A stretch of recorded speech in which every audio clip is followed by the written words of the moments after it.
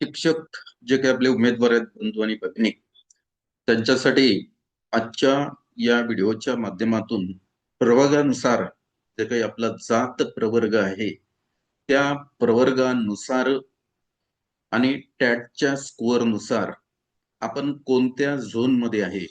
कारण मी झोन या बाबतीत हा शब्द असा वापरतो की इथं मी दोन प्रकारचे झोन केलेले आहेत. एक सेफ झोन आणि दुसरा आहे बॉर्डर झोन. आणि हे जे दोन झोन आपण ठरवलेले आहेत हे टॅटच्या गुणवत्तेवरून ठरवलेले आहेत. टॅटचा जो स्कोअर आहे त्या स्कोअर वरून आणि तुमचा जो जात प्रवर्ग आहे त्या प्रवर्गावरून तुम्ही कोणत्या झोन मध्ये आहात, सेफ झोन मध्ये आहात की बॉर्डर झोन मध्ये आहात, आणि त्यानुसार मग तुम्हाला तुमच्या प्राधान्यक्रमाची चॉईस मित्र हो करता येते. हा इथं सगळ्यात महत्वाचा भाग आहे. तर यासाठी आपण जो बेस घेतलेला आहे तो या अगोदरच्या शिक्षक भरतीचा बेस घेतलेला आहे. आणि त्यानंतर सगळ्यात महत्वाचा जो मुद्दा आहे तो म्हणजे रिक्त जागांची संख्या. तर आपण असं सध्याच्या परिस्थितीमध्ये सांगितलं जाते की महाराष्ट्रामध्ये 13,000 जागा शिक्षकांच्या रिक्त आहेत आणि त्या भरल्या जाणार आहेत. परंतु नुकताच जो काही आणखी एक म्हणजे हे निघलेलं आहे, एक परिपत्रक आहे. त्या परिपत्रकानुसार जवळपास 2,500 शिक्षकांचं केंद्र प्रमुख पदी प्रमोशन होणार आहे. आणि त्यामुळे ह्या 2,500 जागा सुद्धा रिक्त होतील आणि ह्या जागा सुद्धा या पवित्र पोर्टलच्या मार्फत भरल्या जाणार आहेत. मग तसं जर बघितलं आपण तर 13,000 आणि ह्या 2,500 15,000च्या जवळपास रिक्त जागांची संख्या आहे. परंतु तरीही आपण सध्या हा जो सेफ झोन आणि बॉर्डर झोन ठरवण्यासाठी 13,000 जागाच आपण याच्यामध्ये कन्सिडर केलेल्या आहेत. आणि या 13,000 जागांवरून तुमचा आपण जो टॅटचा स्कोअर आहे त्याचा वापर करून तुम्ही कोणत्या झोन मध्ये आहात ते आता आपल्याला एक तक्ता इथं मी सादर करतोय स्क्रीनवर, ज्याला टेबल म्हणतोय आपण. एक टेबल आहे, त्या टेबल मध्ये आपण हा जो सेफ झोन आणि बॉर्डर झोन याविषयीची सविस्तर माहिती प्रवर्गानुसार दिलेली आहे, हे लक्षात घ्या. माहिती कशी दिलेली आहे? प्रवर्गानुसार दिलेली आहे. तर तो जो टेबल आहे तो टेबल मी आता या स्क्रीनवर शेअर करतो. एक तक्ता आपण बनवलेला आहे तो इथं शेअर करतो. तत्पूर्वी माझी नेहमीप्रमाणे एक विनंती राहील तुम्हाला, हा व्हिडिओ जर तुम्हाला आवडला तर याला लाईक करा, याला भरपूर प्रमाणात शेअर करा. नवीन असाल तर या युट्यूब चॅनलला सबस्क्राईब करा. बघा हा तो टेबल आहे. याच्यामध्ये मी पहिल्या कॉलम मध्ये जर बघितलं इथं तुम्ही, तर इथं मी प्रवर्ग घेतलेला आहे, त्यानंतर आरक्षणाचं पर्सेंटेज घेतलेलं आहे, त्यानंतर जागा घेतलेल्या आहेत, त्याच्यानंतर कट ऑफ रँक घेतलेला आहे, अंदाजी कट ऑफ मार्क घेतलेले आहे, आणि शेवटच्या याच्यामध्ये मी सिलेक्शन झोन घेतलेला आहे. म्हणजे शिक्षक पदावर आपली निवड होईल की नाही, आपण कोणत्या झोन मध्ये राहू, हे याच्यावरून आपल्याला एक अंदाजे ठोकताळा आहे मित्र.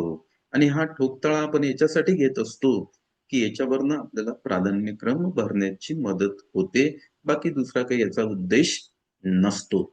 तर बघा, अगोदर घेतलाय आपण ओपन. आता ओपन मी यासाठी घेतलाय, ओपन मध्ये ओपन कॉम्पिटिशन येते, हे रिझर्वेशन नाही. पण ओपन कॉम्पिटिशनच्या जागा आहेत त्या आपण जर 50% जरी पकडल्या ओपन कॉम्पिटिशन मध्ये, सर्व जातीचे उमेदवार येतात. हे रिझर्वेशन नाही. हा मुद्दा मी अगोदर क्लिअर करतो कारण तो खुल्ला प्रवर्ग आहे. म्हणून तिथं सर्व ज्या काही जातीचे जे आपले शिक्षक उमेदवार आहेत त्यांची गुणवत्तेनुसार निवड या ओपन कॉम्पिटिशन मध्ये होते. त्याला ओपन असं आपण इन शॉर्ट म्हणतोय. तर त्याचा जर आपण 50% जागा जर घेतल्या तर जो आपण 13,000 जागा घेतल्या, त्या 13,000 जागापैकी इथं आपल्याला 6,500 जागा या ओपन कॉम्पिटिशन मधून निवडल्या जातील. त्यामुळे त्याचा शेवटचा कट ऑफ रँक हा 6,500च राहणार आहे. म्हणून इथं मी कट ऑफ रँक दिला, तो 6,500च राहणार आहे. मग आता यावेळेस अंदाजे कट ऑफ काय राहणार आहे याच्यामध्ये ओपन कॉम्पिटिशन्स मध्ये जर आपण विचार केला तर 118 टू 120 मार्क्स, 118 पासून तर 120 मार्कापर्यंतचे जे काही शिक्षक उमेदवार आहेत आउट ऑफ 200 ते या कट ऑफ त्यांचा अशा प्रकारचा कट ऑफ याच्यामध्ये राहू शकतो. परंतु एक लक्षात घ्या याच्यामध्ये, याच्यात एक महत्वाचा मुद्दा आहे की 120 पेक्षा प्लस सुद्धा उमेदवार भरपूर आहेत. त्यामुळे 120 पेक्षा जास्त मार्क्स असणारे जे काही उमेदवार आहेत ते आपण सेफ झोन मध्ये आहेत, म्हणजे त्यांचा सिलेक्शनचा चान्सेस जे आहेत ते 100% आहेत, हे लक्षात घ्यायला पाहिजे आपण. 120 प्लस 120 मार्कापेक्षा जास्त जे उमेदवार आपले 120 पेक्षा जास्त मार्क्स असणारे जे काही उमेदवार आहेत ते आपण इथं सेफ झोन मध्ये टाकले, कारण इथं सिलेक्शन झोन म्हटलेलं आहे आपण, त्यामुळे हे सेफ झोन मध्ये आहेत, सेफ आहेत ते 120 प्लस ज्यांना टॅटची गुणवत्ता आहे ते जे शिक्षक उमेदवार आहेत ते सेफ आहेत. मग आता राहिला प्रश्न 120 पेक्षा जे काही बिलो आहेत तो जो भाग येते तो म्हणते 118 टू 119. तर हे मित्र बॉर्डर झोन मध्ये आहेत, म्हणजे कुंपणावर आहेत. बॉर्डर झोन मध्ये हे शिक्षक उमेदवार राहणार आहेत, हे आपण इथं लक्षात घ्यायला पाहिजे. पुढे जेव्हा आपण ओबीसी आणि ओबीसीचं आपण जर बघितलं तर हे 27% रिझर्वेशन त्याच्यामध्ये वेगवेगळे आहेत, व्हीजेएनटी वगैरे सगळे ज्या काही कॅटेगरी आहेत ए बी सी डी पर्यंतच्या त्या सर्व त्याच्यामध्ये येतात. आणि 27% जागा जर आपण काढल्या याच्या तर हा जो याचा भाग येते तो येते 3510 जागा यांच्या वाट्याला येऊ शकतात 13,000पैकी. म्हणजेच याचा कट ऑफ रँक 3510 राहील. आणि यांचा जो टॅटचा स्कोर आहे तो आउट ऑफ 200 112 टू 114 या रेंजमध्ये राहू शकतो, हे इथं सगळ्यात महत्वाचं आहे. मग आता याच्यामध्ये जो 115 प्लस उमेदवार आहे तो सेफ झोन मध्ये आहे, कारण सिलेक्शन झोन मध्ये मी इथं घेतलेला आहे. 115 प्लस जो उमेदवार येईल तो सेफ झोन मध्ये याच्यामधला राहील ओबीसी कॅटेगरी मधला. आणि बाकीचे जे उमेदवार आहेत 112 टू 114 हे बॉर्डर झोन मध्ये राहतील, हे आपण आवर्जून इथं लक्षात घ्या. त्याच्यानंतर पुढलं जे प्रवर्ग आहे तो प्रवर्ग आपण शेड्यूल कास्ट एससी प्रवर्ग घेतलेला आहे. एससी प्रवर्गाचं जे रिझर्वेशन आहे ते 13% आहे, म्हणजे आउट ऑफ 1300 म्हणजे समजा जे काही 13,000 जागा आहेत त्याच्यापैकी यांच्या वाट्याला 1,690 जागा येतील. आणि याचा जो कट ऑफ रँक राहणार आहे तो 1,690 राहणार आहे. आणि 1,690 त्यांचा कट ऑफ रँक राहणार आहे. तर त्याच्यापैकी जे अंदाजे कट ऑफ मार्क्स टॅटच्या गुणवत्तेनुसार काय राहतील तर 108 टू 110 आउट ऑफ 200 असा त्यांचा अंदाजे कट ऑफ राहील. आणि याच्यामध्ये 111 प्लस जे काही उमेदवार राहतील ते मित्र सेफ झोन मध्ये राहतील, म्हणजे 100% सिलेक्शनचा त्यांचा झोन चान्सेस आहे. त्यांची जी प्रोबॅबिलिटी आहे ती प्रोबॅबिलिटी 100% सिलेक्शनची आहे. आणि 108 टू 110 हे बॉर्डर झोन मध्ये राहणार आहे. हा एक इथं महत्वाचा भाग आहे. त्याच्यानंतर एसटी हा नॉन पेसाचा भाग येतो. एसटी जे उमेदवार आहेत ते हे सेव्ह त्याच्यामध्ये पेसा पण येते आणि नॉन पेसा येते. मग इथं मी नॉन पेसा घेतोय, पेसाची सध्या आपण याच्यावर चर्चा करणार नाही. नॉन पेसामध्ये 7% तर त्यांच्या वाटेला ज्या काही एकूण 13,000 जागेपैकी 910 जागा येतात, पण त्यांचाच कट ऑफ रँक जो आहे तो इथं 910 राहील. आणि त्यांचा जो टॅटचा स्कोअर असायला पाहिजे तो असायला पाहिजे 104 टू 106 आउट ऑफ 200 असा त्यांचा, ही फ्रिक्वेन्सी घेतलेली आहे मी 104 ते 106 पर्यंत. मग याच्यामध्ये 107 प्लस 107 पेक्षा जास्त मार्क्स असणारे जे काही शिक्षक उमेदवार एसटी चे आहेत ते सेफ झोन मध्ये राहणार आहेत. 100% सिलेक्शनचा त्यांचा चान्स राहणार आहे.